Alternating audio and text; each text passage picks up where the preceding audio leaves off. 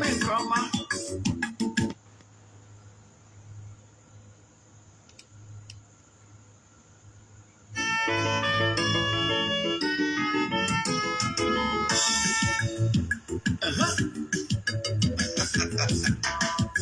Orugono.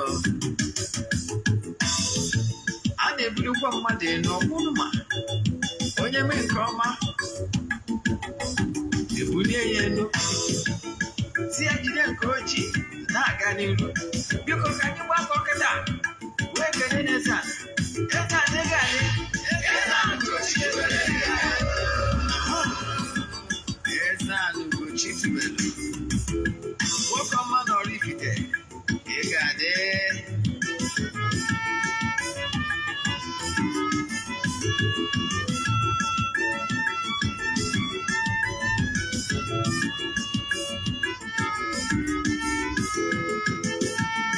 Ọdịnala bụ eziokwu. Ọdịnala bụ ụzọ ndụ. Ị ma na o nwere olu na-eti mkpu na-asị ụmụ Igbo chigharịa, ụmụ Igbo chigharịa. Kwa mbọsị ọ na-eti. N'ụtụtụ n'abalị ọ nọ na nkụzi. Eze-ana Ugochi tubelu. Onye ọma na oraifite. Onye mgbasa ozi ọma ọdịnala gabadị. Eze-ana Ugochi tubelu. Onye mmalite mmadụ. Ọdịnala bụ ụzọ ndụ gabadị iru.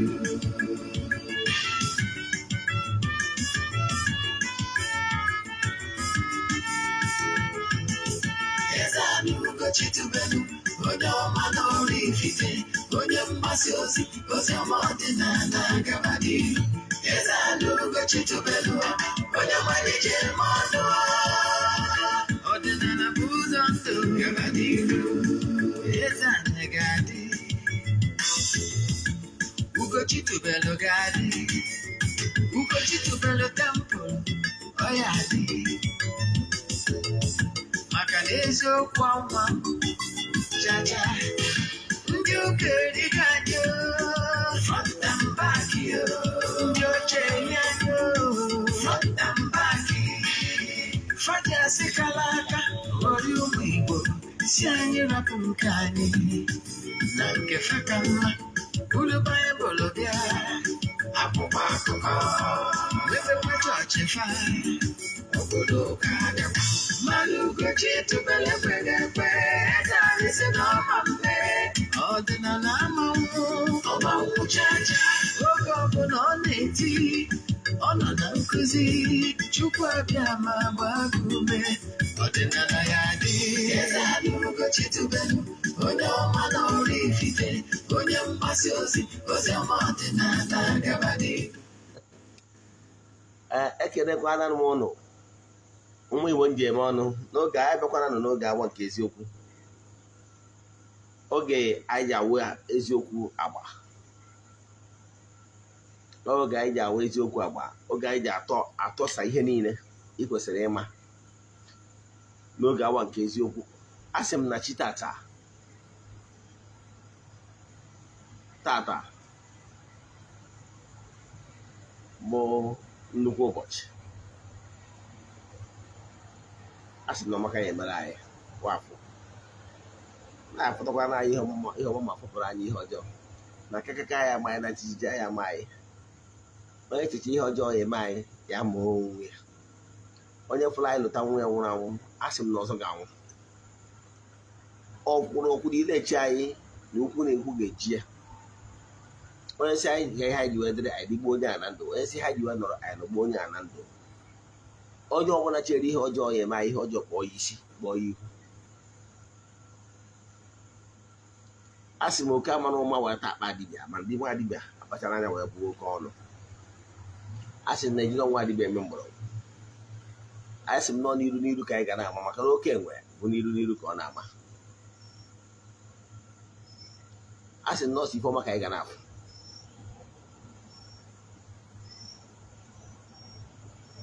A sị m na ụbọchị ife na-aga okporo ụzọ ụkwụ anyị apụ anyị ama. Na ọ bụgoro anyị ama na anyị ejecha na maka na ọkọ na-akpacha n'aja ọfịa ma na-agba onye nwe ya. Na nche a na-eme odogwu n'anya. na nwa eze bụ eze. Asị m n'ilo na-asị na-egwu ala ọfọ na ogu enwere mkpochi ise. N'ụbọchị taa isiokwu anyị ji wee bịa bụ ihe niile ị kwesịrị ịma gbasalụ ndị Ogbonuke. They are your spiritual associates. Ndị ọgbọ na-eweta uke. Some people normally see them as bad people. Ya ka anyị ji maka ebe ha n'ụbọchị taa. Ọlụ ha ọ dị mma, ọlụ ọjọọ ka ha na-alụ. Ya ka anyị ji wee bịa n'ụbọchị taa. Ghọtara ya? Ya bụ nkụzi anyị ji bịa n'ụbọchị taa n'oge awa nke eziokwu. Nke ọzọzi ị ga-agbazi bụ na ọkwa dị mkpa bụ echefuna na aja anyị na-achụ kwa ọnwa nke ọnwa Septemba ga-abịa na Septemba, ebido na Septemba 6. So ọ bụrụ na ị chọrọ isonye na ya, ị maa na ị ga-ebook a slot na ya bido na wee ruo Monday. Anything beyond Monday, by there you are out. Yes. So aja mgbe anyị 14 days aja intensive prayer ego ọfọ anyị na-agọrọ ndị isi ndị enyi anyị ndị ihe anyị na-eme na temple na-amasị ndị niile sonye na aja a na-achụ kwa ọnwa. Ihe ọ pụtara n'ụtụtụ ọbụla na mmụọ Eze-Ana ga-eje na temple jee chụọ aja dị iche iche n'isi ha. Ekwuru m na ọrụ mmụọ anyị na-alụ na aja anyị na-achụ distance debe ebara ya. Ọnya ka anyị na-eme ọnwa ọbụla. A ga-eme ụtụtụ ọbụla consecutively till 14 days. At the end of that 14 days, a ga-enwezi mass saraka. A ga-egbu egbu pụta mmanya ndị mmadụ erikwazi ma ṅụọ n'ụbọchị ahụ wee chịkọta ya. Ọnya ahụ kwesịrị ịma. Then ọ bụrụ na ị chọrọ isonye na ya, ndị na-esonye bụ na aja amadugo ka esi eme ya. Ka esi eme ya bụ maka ndị ọfụ ifowọdụ ya 3 prayer request, make mention token to the account number.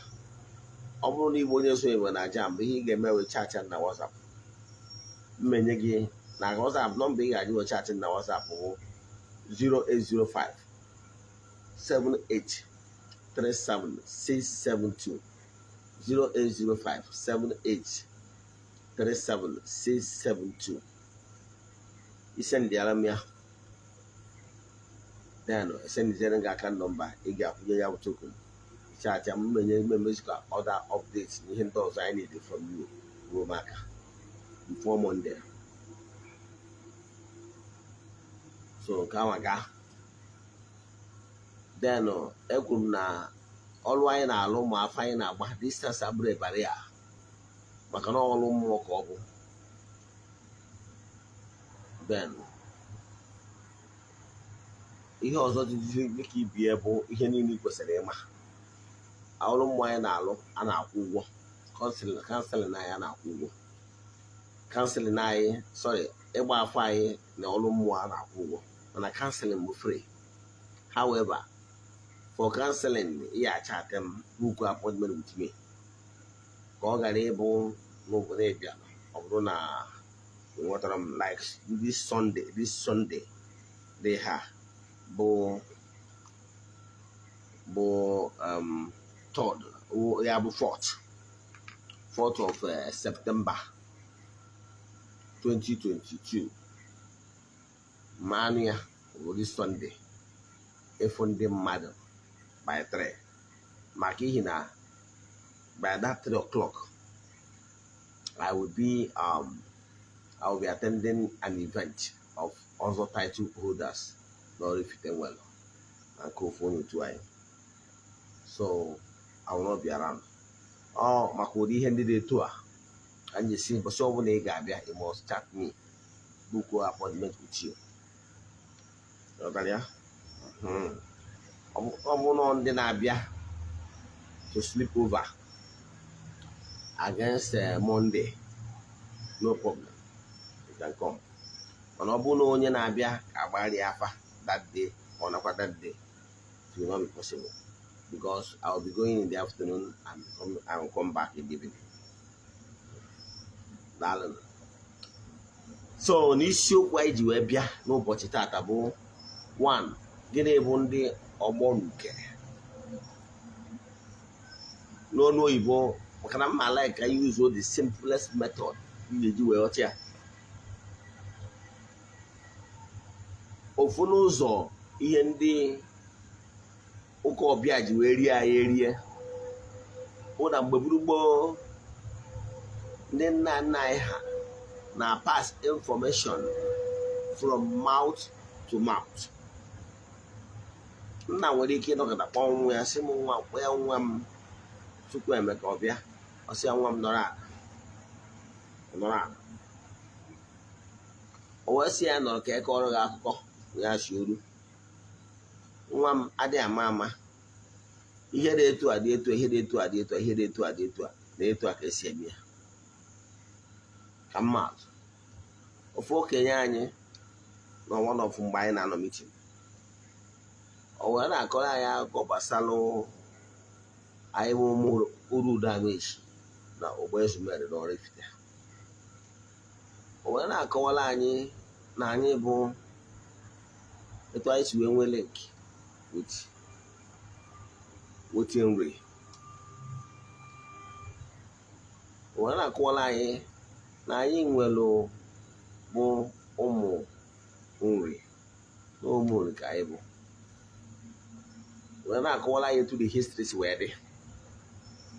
Mana ịmarụ gị ihe na-eme mgbe gboo adịghị enwekarị proper documentation. Information na-abụkarị from mouth to mouth. O wee sị anyị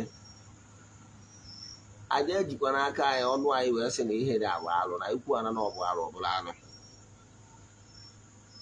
maka na anyị na-akpụ alụ. And ihe ọ bụla anyị si na alụ a no endigo alụ endia. Anyị sịkwa na ihe abụ alụ ọbụla alụ, ma anyị sịkwa na ihe a na ọbụlụzi alụ na ọba abụzi alụ. And dịka nwatakịrị onye Adama, dịka Urudo Amaechi, enwere every authority ibubu ọbụgoro nọ iyi ga-edebe iburu ebubo. Enwere ihe iyi eme nwa ọ nwere special calling ndị a nwere. Yes, minus that one.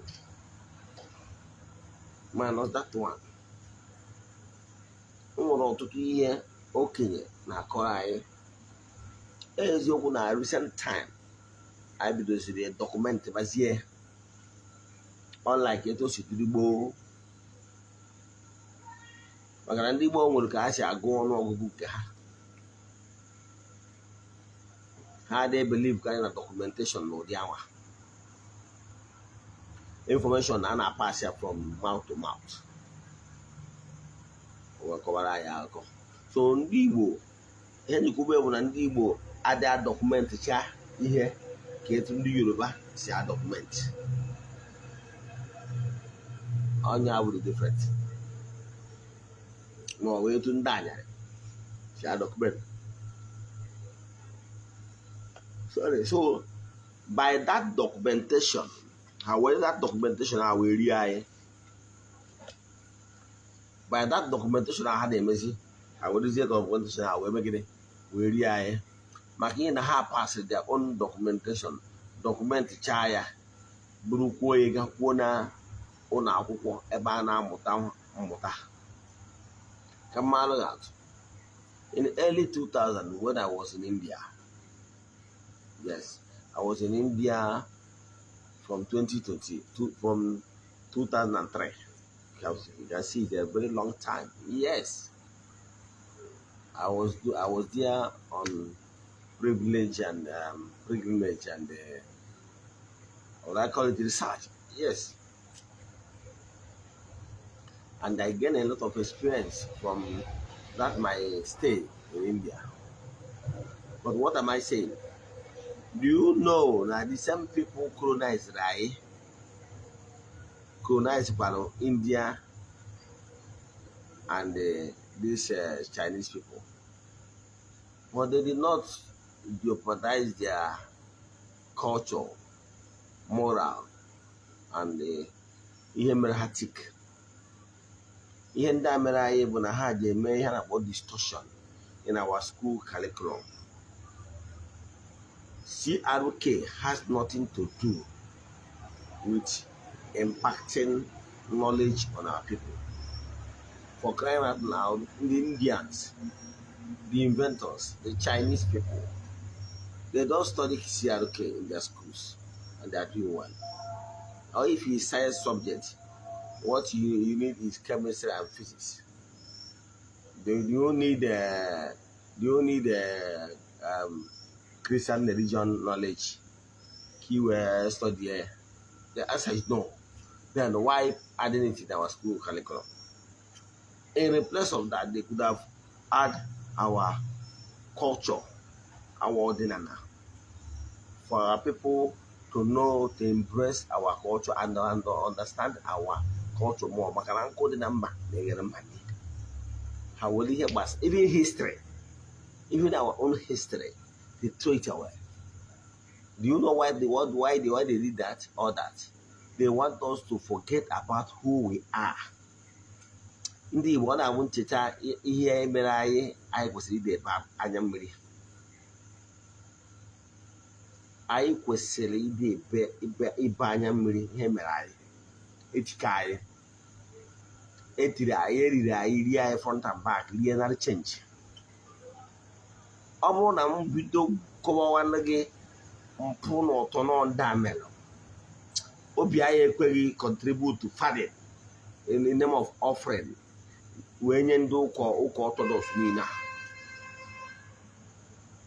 Mana eriri gị rie front and back. Esokwuri m mgbe gboo mana thank God. Ama anatago na mbe nna m.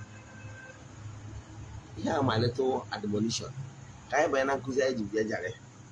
Nkụzi anyị ji bịa n'ụbọchị taata bụ ya bụ ndị Ogbonuke. Nwee kwuo na ndị Ogbonuke bụ ndị ọgbọ gị, your spiritual associates in the great beyond. Etu enwe ndị otu gị, ndị otu. Ime etu esi wee bịa n'ụwa. Enwe otu dị iche iche. Sorry, enwe ndị ya na ibe ha na-erikọ. It could be your age mates. It could be your friends. It could be your club members, etc. and etc. It could be there. Those who don't want to get a honey, those who don't want to get a honey,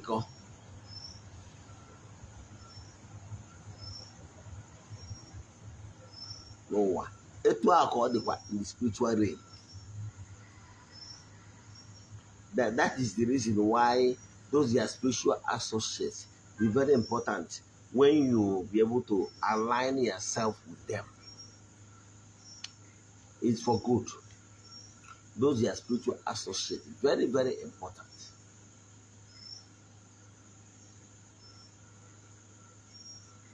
Those your spiritual associates, forget the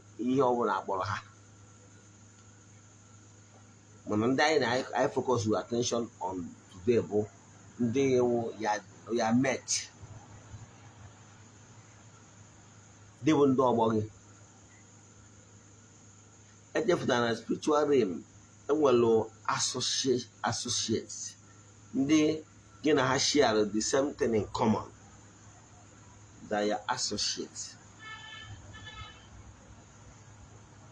Like example, what he get the like there was some certain things. I on the Docha I want to know some certain thing then how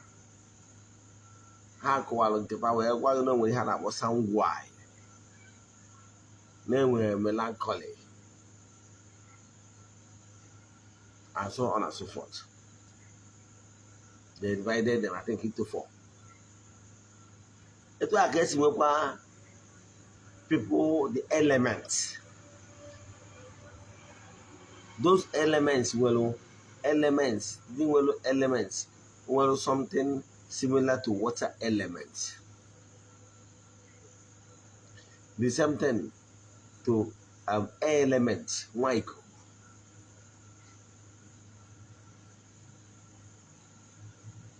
But working on Enugu State. Name Enugu State, my sorry, I saw the 1 week. Say when they 1 week, yes. People that have link with the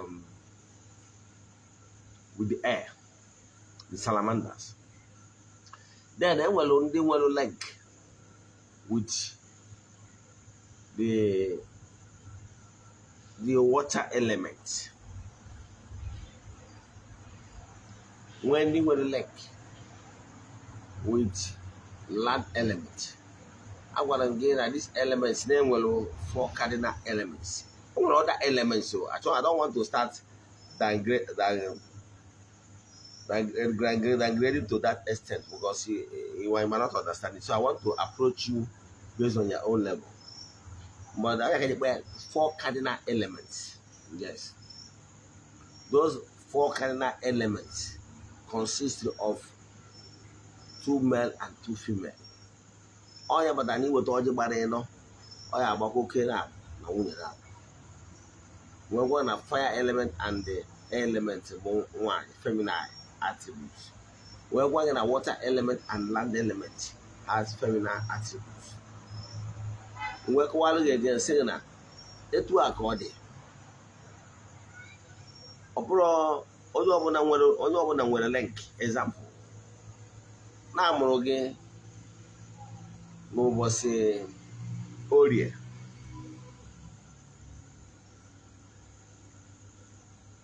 Then ihe ọ pụtara bụ na I shall in this gross material on the day the water elements are very much active. Now I shall in on a day that the mermaids and water sprites are so active.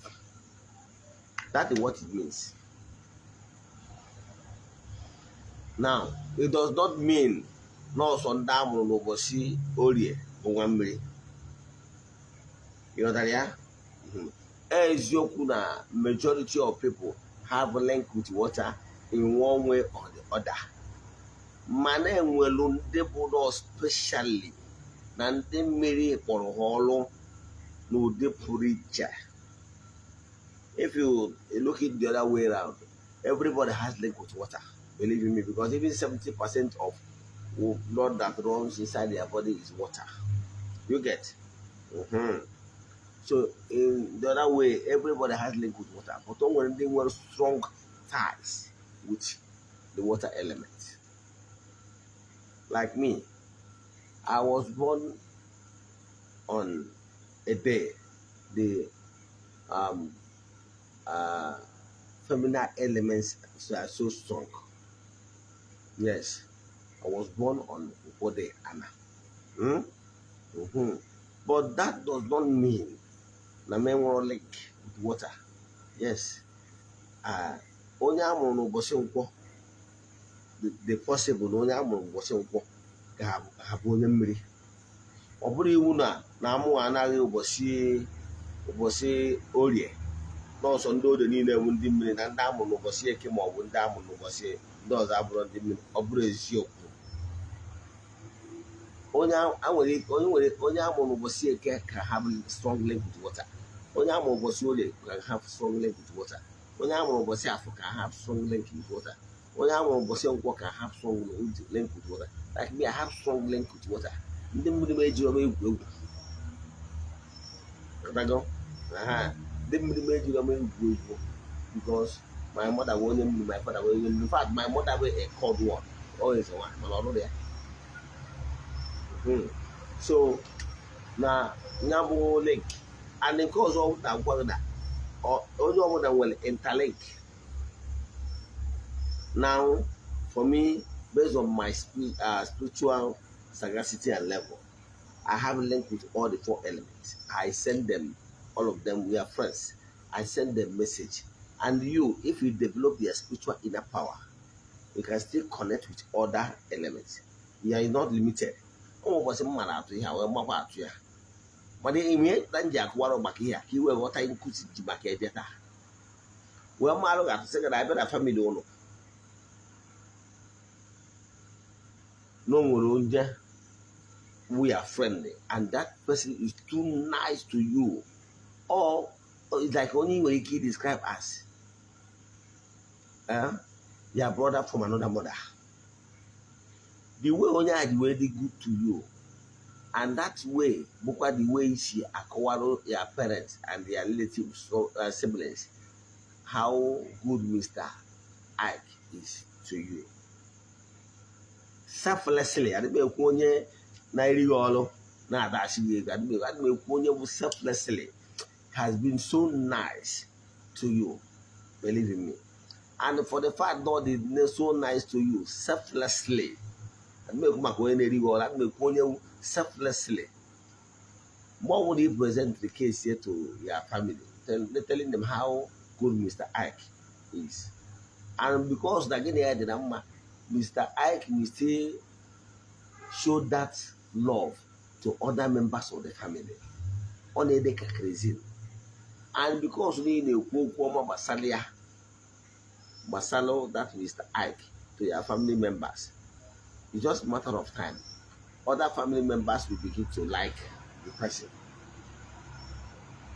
That is how it is. So if you are very friendly with your own associates, your elements, ndị ọgbọ ga-ekwu okwu ọma n'isi gị n'etiti other elements, and other elements will like to befriend you. They interchange. For that reason, all these elements you are seeing, call them names. These salamanders, the water sprite, the herbs, the gnomes, and the they are all interrelated. So when you are good with one, believe in me, gradually the second one will kick in, the third one will kick in, just like that. I want mono. Now money then when money be ready. Because you have na I na go for Ugochi to one temple na go fat bass.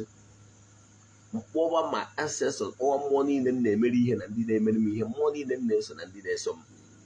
And my money then na ha what to waste more. The game was when you look at no, I didn't have the one EZE-ANA.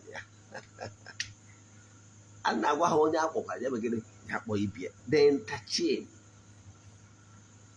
Oh, yeah, but I don't go. You will not get away join the Ina temple.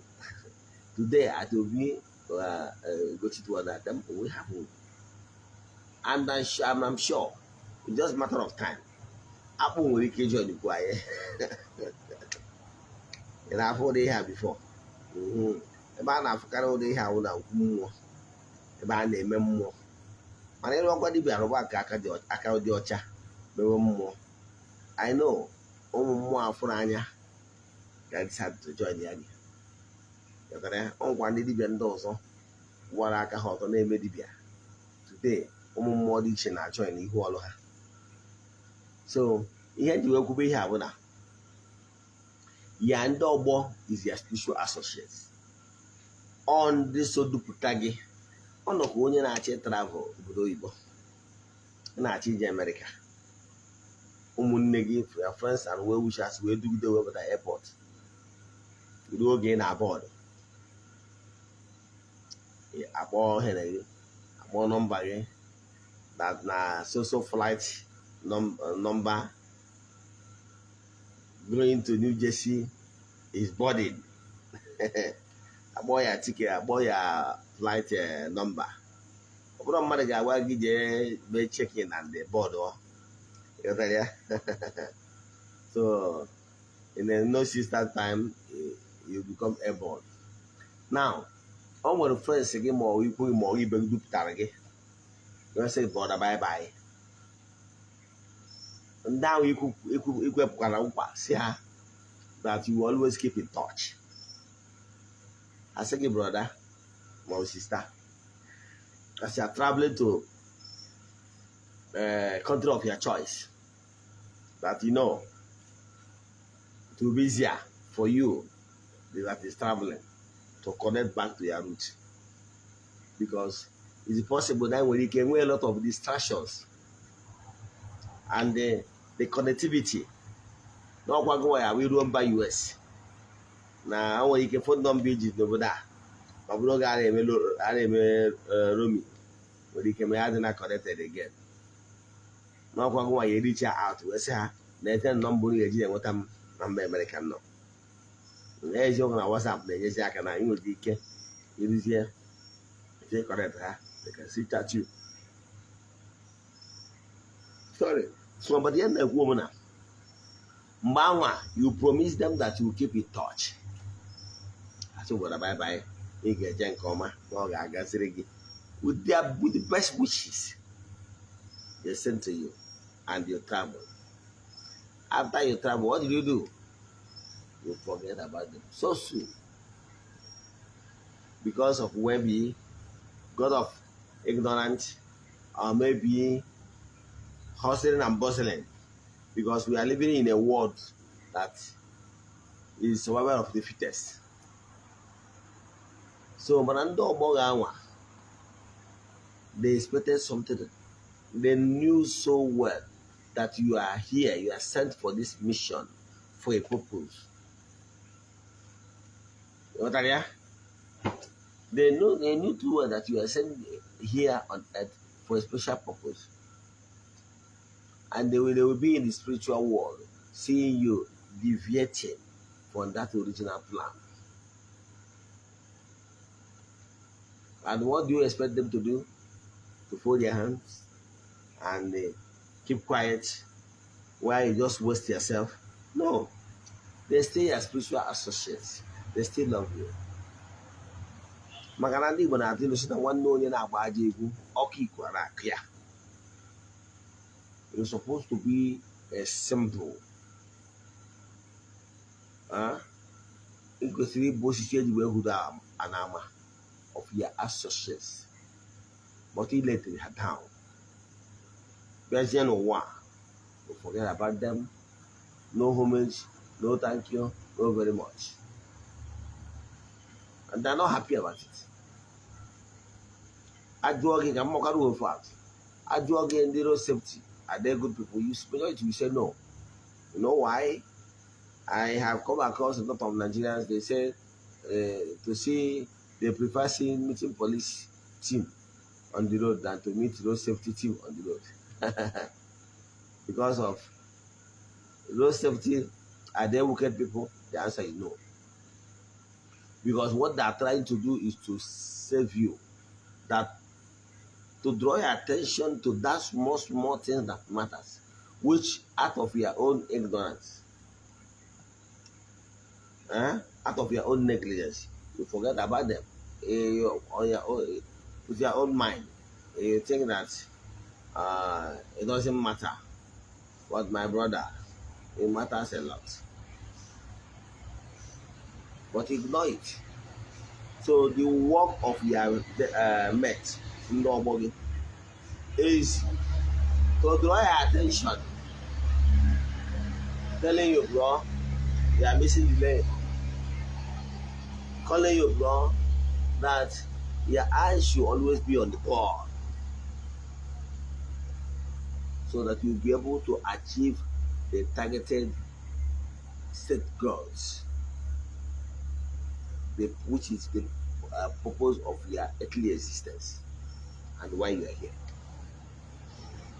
Sometimes, for the fact that you are in your life, there is so much noise. You know why? There is so much noise in your life to the extent that there is this harmony that's supposed to exist between your spiritual you and your physical you.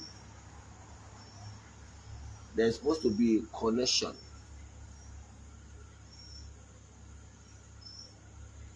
The way the umbilical cord connects.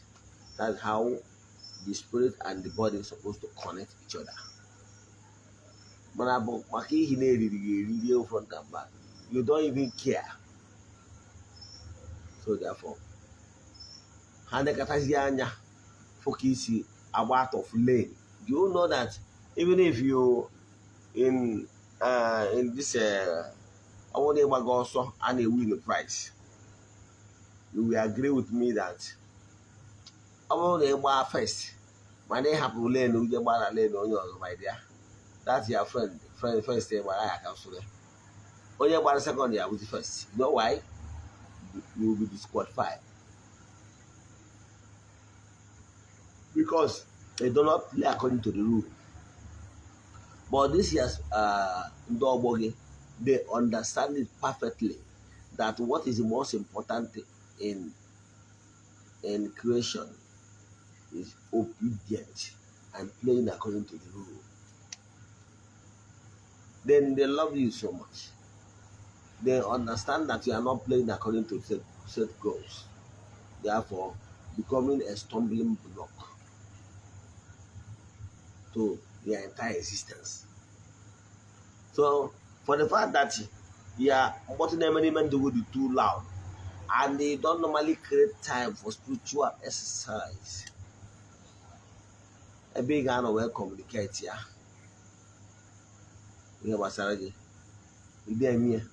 So therefore, they are not benefiting from that spiritual aspect. At the stage they would like, no need. That if they allow you the way you are going, that you will be a disaster and a terrible mess. And for the fact that a lot of people have told you what I'm doing, create time for your spiritual exercise.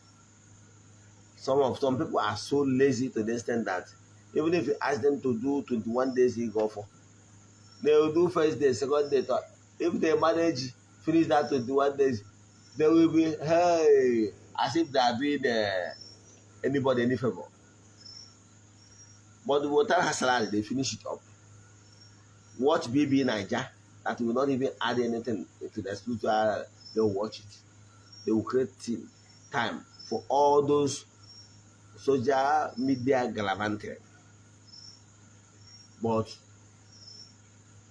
bring a certain away 10, 15, 20 minutes for spiritual exercise, they will not be able to do it.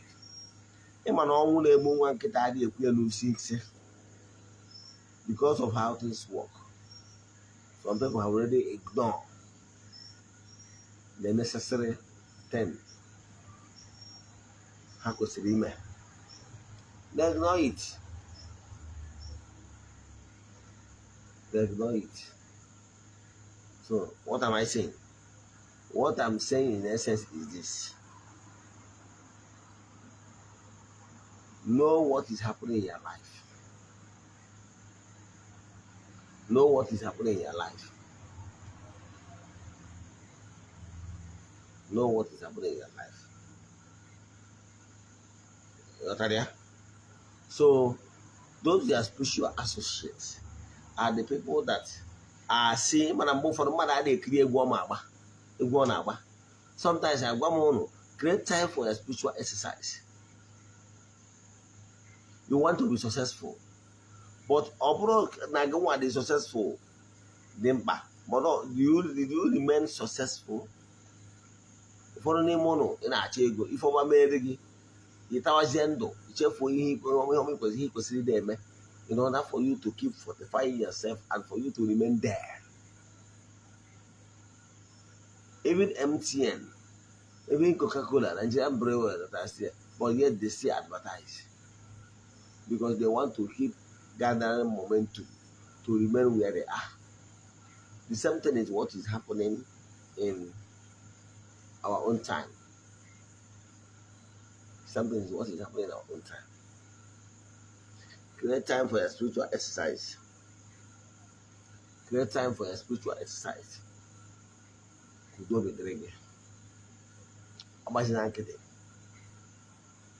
time for your spiritual exercise and meditation. It will help you. It will help you to reawaken their inner you. Because that your inner you is real, real you. That is advising well. So no when for the fact that you already disconnected yourself for your spiritual life, you are no longer connected. Some of them will come to the dream and be showing you using so many things. And when you get more break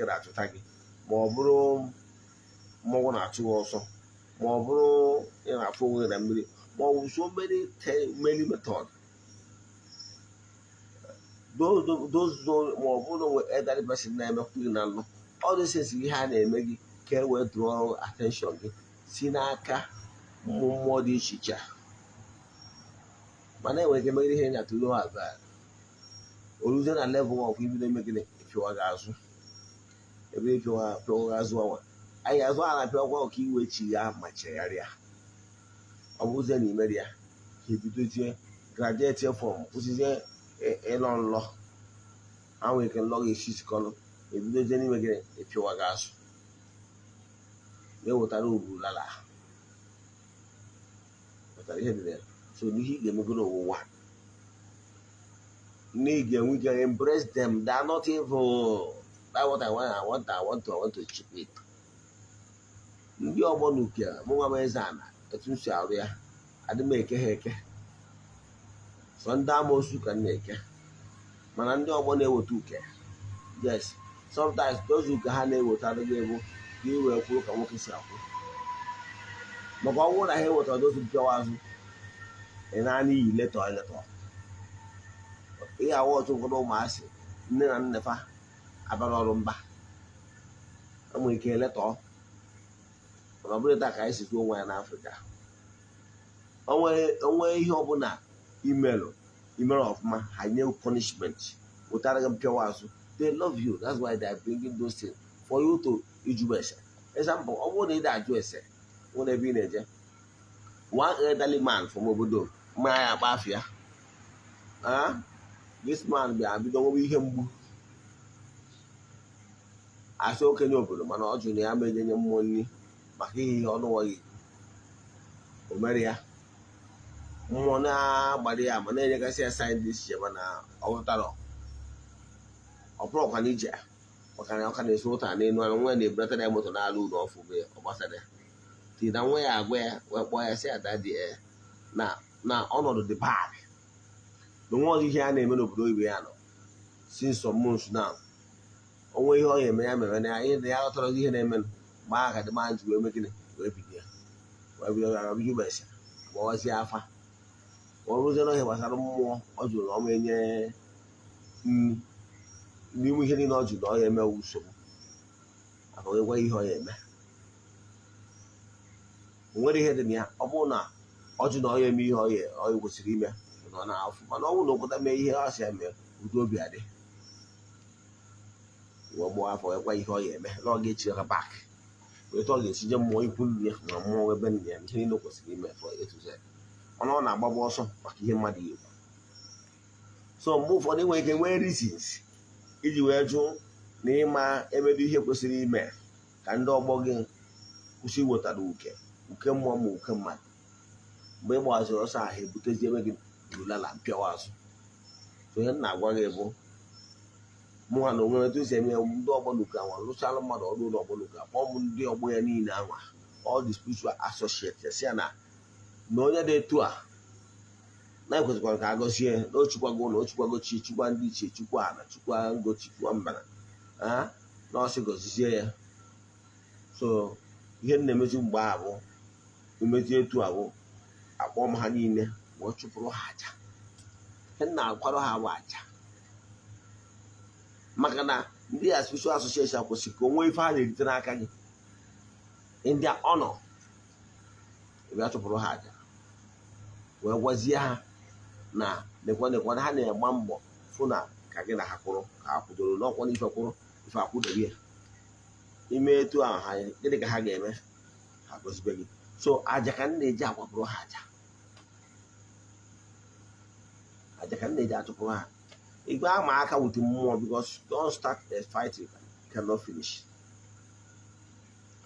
maka nna si eme so ndị Ogbonuke a ihe niile anwa uke ha na-ewetara gị disappointment ya ka na-ewetara gị bụ ka iwe gaa n'ihu ọlụ gị and ọ bụrụ na ha gwụwa gị ọ bụrụ na ị nụrọ ewelite aka wee burula gị mana ọ bụrụ na agwa gị nụ maka na onye agwa ọ bụrụ na okwu afọ ọzọ eme gị agwapụ ya so ọnya ka na-ekwu ụbọchị taa so ihe ị ga-eme bụ ịnọ ọnọ chụpụ aja ndị Ogbonuke na ọ na-ekwapụrụ gị ibu ka gị na ha dị mma ka udo obi dị ị bụrụkwa onye na-agba n'okporo ụzọ mgbe niile imechi chụpụ aja okporo ụzọ mefekọta akwa jee ebe ụzọ gbara ịtọ ma ọ bụ ịnọ ọchụpụdaba aja udo obi dị ihe na-achịkwa so tata ịmatagoro na ndị Ogbonuke a atụali ndị ọgbọ gị na-eweta uke maka na imere ihe ị kwesịrị ime maka na enyejuo dibịa na mgbọrọgwụ enyejuo dibịa afọ ọbụọ mgbọrọgwụ na gịnị na aja ọfịa so learn today from time to time chụkwa ndị ọgbọ gị ma aja ma saraka ugobi wee gị ọhị kwesịrị ịma so ndị Ogbonuke abụrụ ndị ndụ ọgbọ gị remain their people you can't even deviate yourself from them they are not bad people they are not bad spirits their interest bụ ka ịkwụ n'ihu ọrụ gị ka ị maintain exactly why you were here especially ndị agbọrọ ọrụ so ọ bụrụ na o nwere ajụjụ nwere na nkụzi ha nkụzi taa maọbụ ihe nkụzi gị ogbo maọbụ ihe ọbụla na-akpọpụta gị anya n'ọdịnala Igbo maọbụ na ịchọ ka agbara gị afa mmiri send them message na WhatsApp 08057837672 nlerecha vidio a tụsara ya n'ihi aja ọnụ anyị ga-afụkwa n'ụbọchị na-abịa n'ụbọchị ụka bụ echi the same time 8 o'clock adịkwasọ na anyị bịa lecha n'aha Chukwu Okike kepere n'ihe niile ekwu m okwu ngozi nye all my children all over the world dịrị n'ihe anyị na-eme n'Ugochi tụrụ na temple na-amasị let there be open door let there be depression let there be breakthrough let there be favor n'aha Chukwu Okike kepere n'ihe niile nke na-esi n'aka ya bịa a sị na distance ama abụ ebara ya ezughị oke ama abụ ebara ya ihe ọma dị iche na-eme ihe ọma ga-eme ihe ọma ga-emerịrị n'aha Chukwu Okike kepere n'ihe niile onye ike niile si n'aka ya bịa ị na-erecha vidio a tụsara ya ndị ọzọ echefukwana n'ihi enweta anyị na WhatsApp anyị 08057837672 08057837672 ya gazienụ ifuma mmeela ụnụ niile